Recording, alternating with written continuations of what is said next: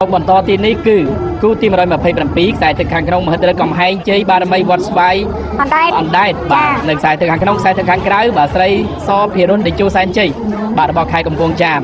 បាទហើយយើងឃើញថាសម្រាប់ខ្សែទឹកខាងក្នុងនេះបាទមហិទ្ធិបាទកំហែងជ័យបារមីវត្តស្វាយអណ្ដែតទទួលបានការឧបត្ថម្ភពីអាដាមហ៊ុនកម្ពុជាបាទចំណែកឯស្រីសបាទបងតាមហើយតាមស្រីសភិរុនតេជោសែនជ័យរបស់អង្គការបាទលើកបងខែហើយបងស្រី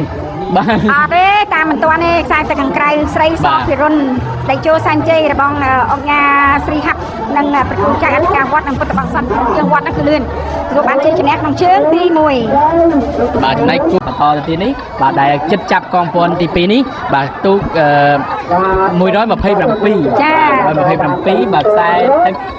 បាទខាងក្នុងស្រីសភិរុនតេជោសែនជ័យឈ្នះមួយជើងរបស់អង្គការស្រីលៀបចានិងគ្រូចៅអធិការវត្តពុទ្ធបរិស័ទចំណោះជើងវត្តមនីវងចាំមនីវងសីឡើយនេះឃើញថាបច្ចេកទេសនៃការអុំទន្ទឹមគ្នាមហិទ្ធិរិទ្ធកំសែងជ័យបារមីវត្តស្វាយអណ្ដែតចារបស់ឯកឧត្តមហ៊ុនកម្ពុជាតាមគ្នាប្រគៀបកាត់ក្រៅនិងក្នុង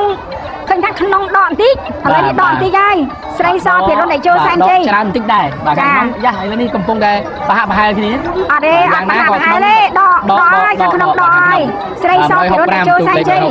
165ស្រីសភិរុន